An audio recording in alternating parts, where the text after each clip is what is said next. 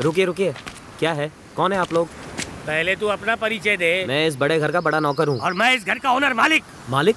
लेकिन अंदर तो पहले से 3-4 मालिक बैठे हैं। उन सब नकली मालिकों को यहाँ से रवाना कर। लुंगी नीचे कर और मेरा गाड़ी में पड़ा हुआ सारा सामान अंदर रवाना कर। हरी आप। तुम्हारा नाम क्या है? मैरी। इसका नाम बहन है, इसे आज से बहन जी बुलाया कर। जी। कुंडली बनाने वाला है क्या तू? Luggage walking fast. ठीक है। हाँ वही बात तो मैं कह रहा था, तुम मानी नहीं। एक माला खींच के भाड़े पे दे सकते हैं, 4 फ्लैट तो मिल जाएंगे। ये कौन है? 20,000 के हिसाब से 80 तक तो आ ही जाएगा। कौन है आप लोग? कहाँ से आए हैं? मेरी बेटा, दिस इज योर ग्रैंडफादर, छोटा भाई, वन एंड ओनली। तुमने उन्हें नहीं पहचाना? बेटी, बचपन में इनके साथ तुमने सेल्फी ली थी। देखो कैसे ठंड में सिकुड़ के बैठे हैं, कैंडल जला के गर्म करते हैं। ये किसी के नाना वाना नहीं है, ये फादर इलियास हैं। वैसे तुम कौन हो और यहाँ क्यों आए हो? छोटी रानी को जानते हो? जानती हो? किस रानी की बात कर रहे हो? छोटी रानी के भाई के दादा के पापा की बात कर रहा हूँ। ओह, ये पापा के दादा के भाई की बात कर रहे हैं। Your grip is correct. आपके पापा के दादा के भाई और उस भाई की बेटी थी छोटी रानी। ओ, जो किसी लफंगे के साथ भागी थी। Second time your grip even tighter. जिसके साथ वो भागी थी वो एक बुद्धिमान समझदार आदमी था, यानी कि आए कुएं में गिरकर वो ऊपर पहुंच गई और पीछे अपनी इस मैरी को छोड़ गई। तो पूरे खानदान के साथ क्यों आए हो? खानदान का ये तो हम दो, हमारी एक है। और जैसे मुझे पता चला कि इस प्रॉपर्टी को बेचा जा रहा है तो I come here for share getting. छोटी रानी के बाद कानूनी तौर पर उसका सारा हिस्सा मैरी को ही मिलना चाहिए। अच्छा, आपकी बात का प्रूफ क्या है? I without proof never ever work. जो भी ये प्रॉपर्टी को खरीदने आएगा उसे मेरे पास भेज दीजिएगा, मैं उसे खोल के सारा प्रूफ दिखा दूंगा। सुनो, इस घर में एक शुभ काम होने जा रहा है। ओहो। अंजलि बिटिया की शादी। वाह वाह। तुम इसमें टांग मत डालना। मैं सब जानता हूँ, बस मुझे अपना शेयर मिल जाए तो मैं यहाँ पे अपना कान हाथ नाक कुछ भी नहीं डालने वाला। लेकिन अगर मेरा काम बिगड़ गया और मुझे अपना शेयर नहीं मिला ना, तो तुम भी हाथ पे हाथ धरे ताली बजाना। अंडरस्टैंड यू मी?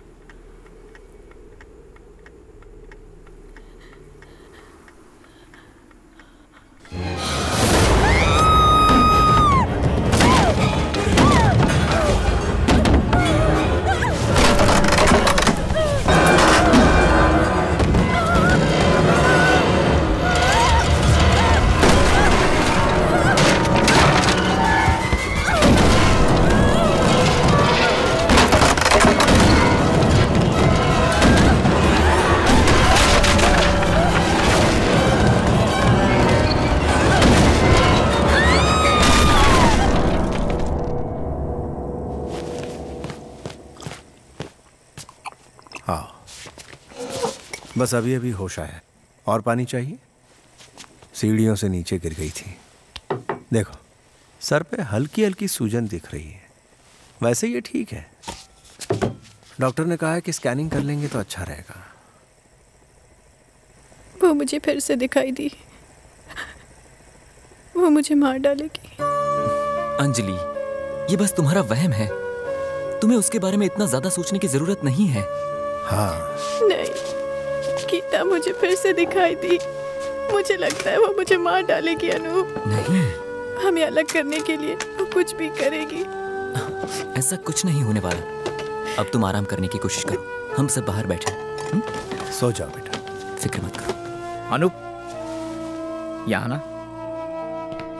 डरने की जरूरत नहीं। गिरने की वजह से उन्हें शॉक लगा है। स्कैन के बाद उन्हें घर ले जा सकते हैं, लेकिन मैंने जो कहा है उसे भूलिएगा मत। डॉक्टर का कहना है कि हमें अंजलि को एक साइकियाट्रिस्ट को दिखाना चाहिए। उसने बस बुरा सपना देखा था। सीढ़ी से उतरते वक्त। तुझे उस घर के बारे में पता नहीं है। वहां कई रहस्य दबे हैं। गीता की रहस्यमय मौत, पनामा का अचानक छत से गिरना, एक भटकती आत्मा को वहां पर कई लोगों ने देखा है। जो भी हो, मेरी राय मानो तो अंजलि को डॉक्टर को दिखाने में कोई हर्ज नहीं है। अगर प्रॉब्लम होगी तो इलाज हो जाएगा।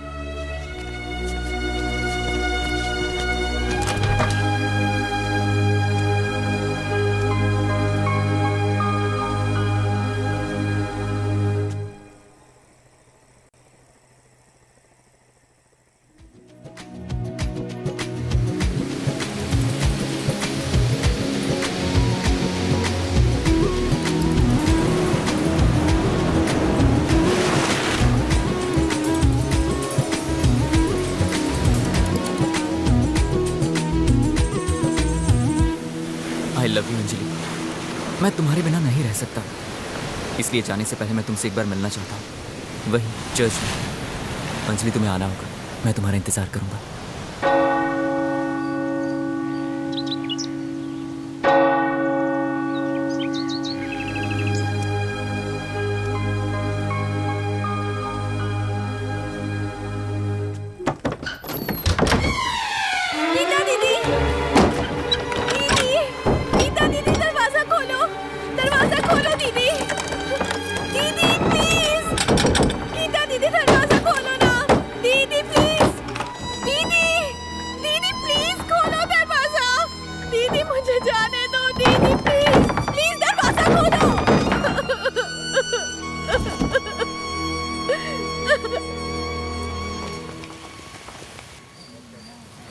आंटी, अंजलि कहाँ है? उसने कहा तो था आएगी, पर मुझे दिखी नहीं। चलती हूँ। ठीक है।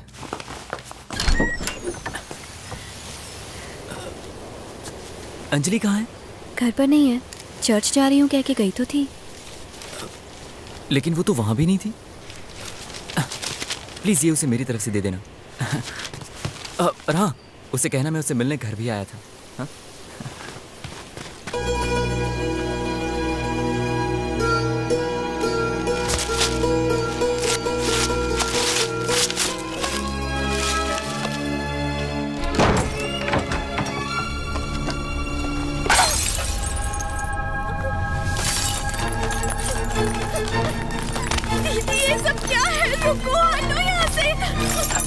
ला मुझे दे मुझे।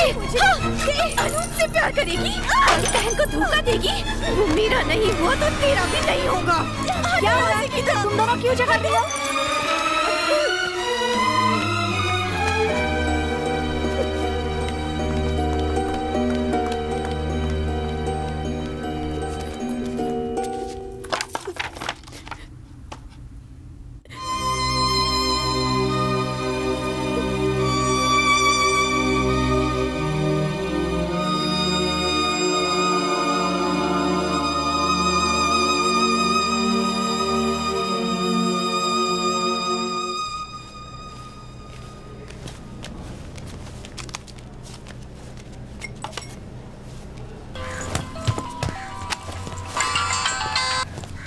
हाय अनूप, शादी अच्छे से हो गई ना? दोस्तों को पार्टी दिए बिना सुमड़ी में शादी कर ली, क्यों?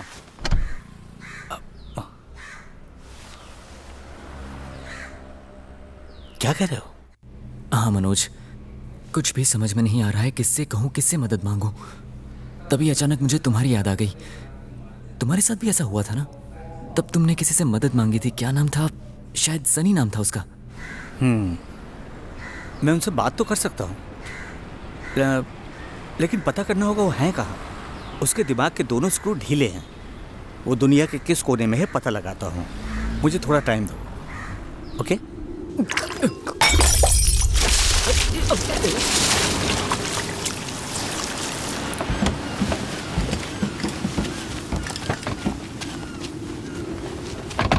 हर बार ये कह के डराते हो कि यहाँ पे भूत, पिशाच, घोड़ा, घाड़ा, लंगड़ा, लूला और ना जाने क्या क्या चीजें हैं। मैं जानता हूँ कि ये सारा प्लान हमारे खानदान को भगाने के लिए। और क्या, मुझे किसी के शरीर का एक बाल तक नहीं चाहिए, लेकिन मेरा एक बाल कोई लेगा तो मैं उसके टकले को नहीं छोड़ूंगा।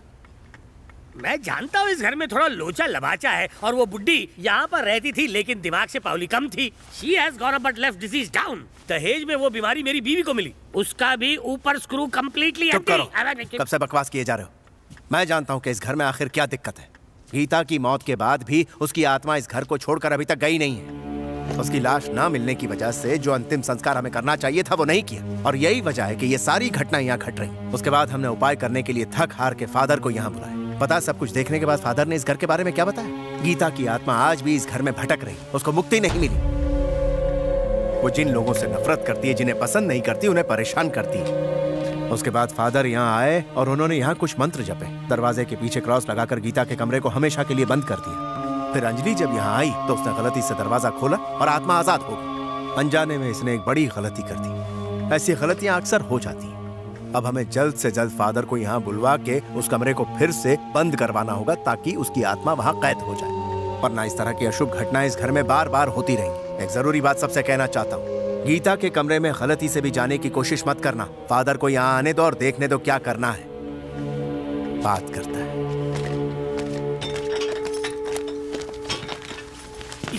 ये जो 3 पेज का डायलॉग बोल के गया है, मुझे लगता है कि मुझे भगाने का प्लान बना रहा है और कुछ नहीं। सॉरी, जुकाम हो गया। And my mind is mind going.